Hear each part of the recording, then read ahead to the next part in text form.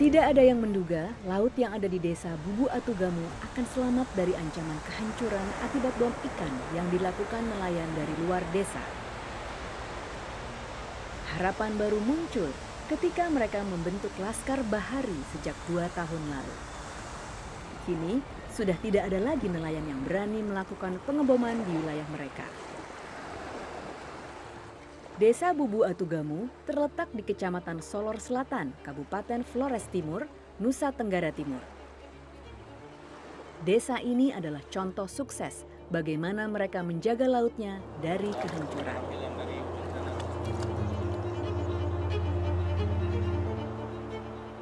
Laskar Bahari mengambil peran utama untuk memantau dan melindungi laut di Desa Bubu Atugamu. Bersama perangkat adat dan desa, mereka juga membuat aturan yang melarang aktivitas mencari ikan di kawasan yang sudah dilindungi.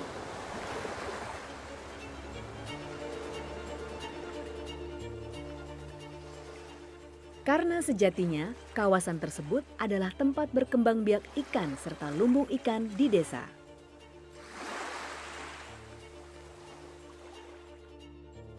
Salah satu inovasi desa termasuk dengan konservasi laut.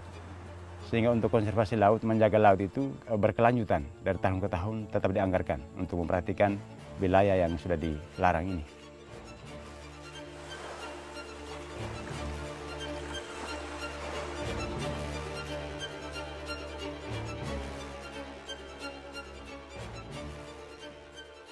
Awal mulanya itu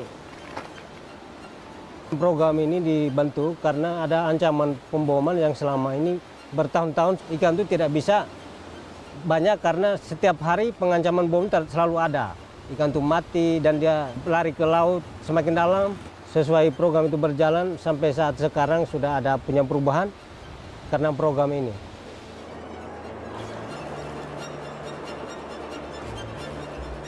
Melalui program ini kami betul-betul menjalani, maka hal itu sampai sekarang sudah agak tenang. Sekarang ini sudah aman, hasil ikannya semakin banyak, maka kami bisa menggunakan kami punya aktivitas itu, laut pun sudah berjalan, sudah semakin baik. Jadi hasil ikannya sudah bagus.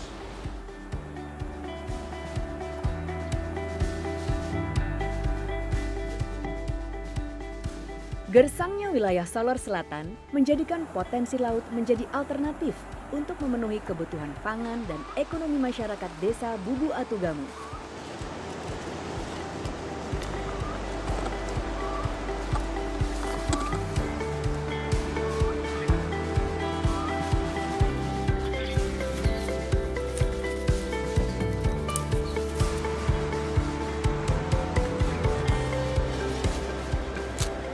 Program ini program desa juga yang mana mengajak masyarakat untuk perhatikan laut ini karena hasil lahan di darat tidak cukup dalam 1 tahun. Dengan anggaran yang ada, punya kewenangan akan bisa membuat suatu kesepakatan terkait dengan teluk ini. Itu mungkin memagari teluk ini sehingga pihak lain tidak bisa masuk.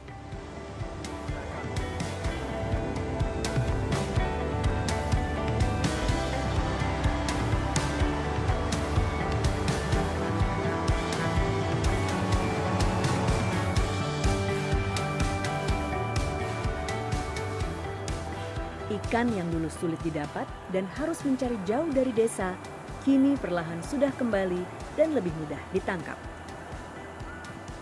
Ikan dulu dengan sekarang itu, dulu karena terganggu dengan bahan kimia itu, jadi bom, potas, segala macam, jadi ikan itu jarang banyak, tidak seperti sekarang. Ada gerakan Laskar Bahari ini.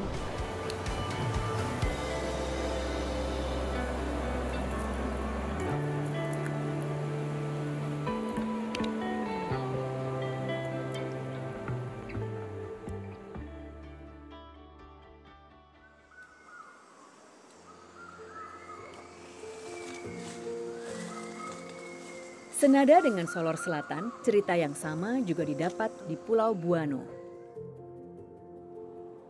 Pulau yang terletak di utara Pulau Seram dan dikelilingi beberapa pulau kecil lainnya merupakan kawasan pesisir yang penting untuk dilindungi.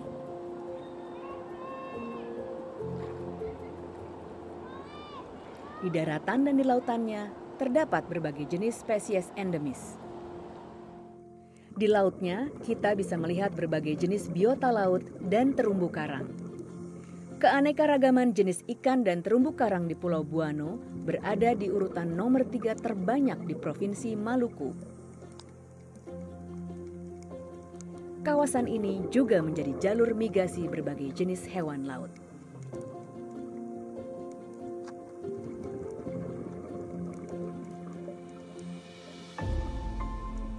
Sekitar 381 hektar mangrove mengelilingi Pulau Buano dengan tutupan mencapai 76%.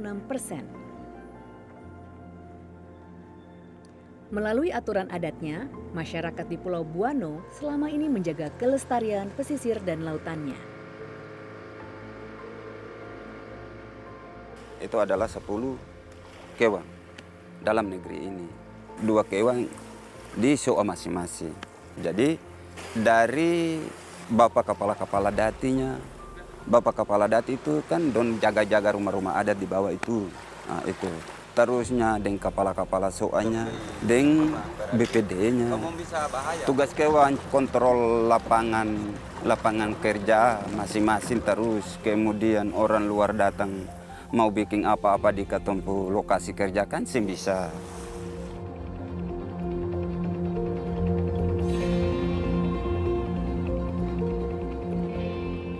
Beta rasa bangga karena menurut beta kewan itu cocok dengan beta karena beta pun hidup di laut. Jadi beta tahu kampung seluk-beluk bagaimana itu beta tahu, Pak.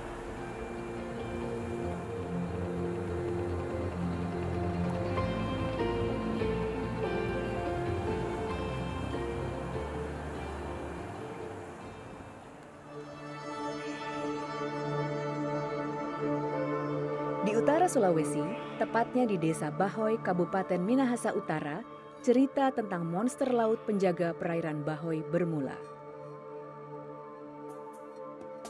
Maksi Lahading, sosok pria yang kiprahnya menjadi momok bagi perusak laut dan pesisir di Bahoy.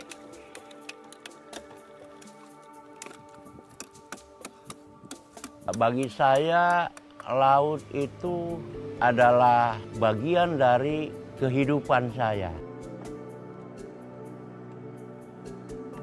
Jadi laut itu tidak bisa terpisah dari kehidupan saya karena profesi saya sebagai nelayan.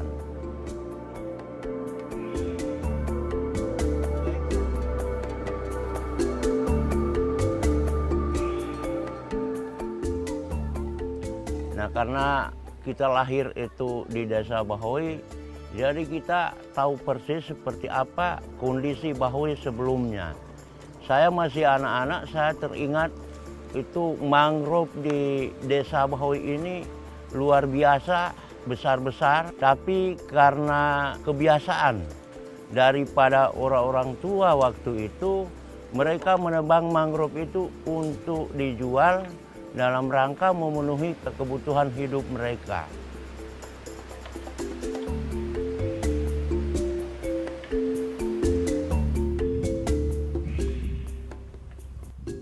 Luasan DPL itu sekarang kita sepakati itu 10 hektar.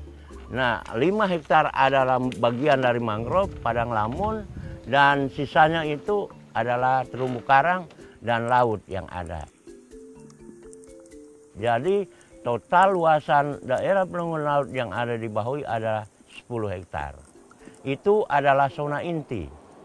Nah, zona inti itu ada zona penyangga itu masing-masing bagian pinggir itu ada 50 meter.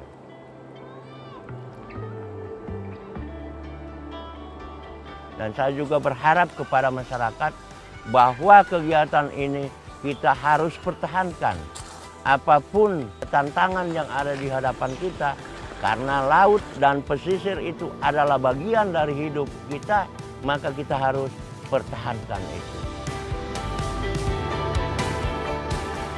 Sehingga sampai hari ini saya tetap melaksanakan tugas saya, siapapun tidak bisa menghalangi saya untuk menjaga, melestarikan lingkungan yang ada di pesisir Bahoy. Dan itu adalah merupakan harga mati.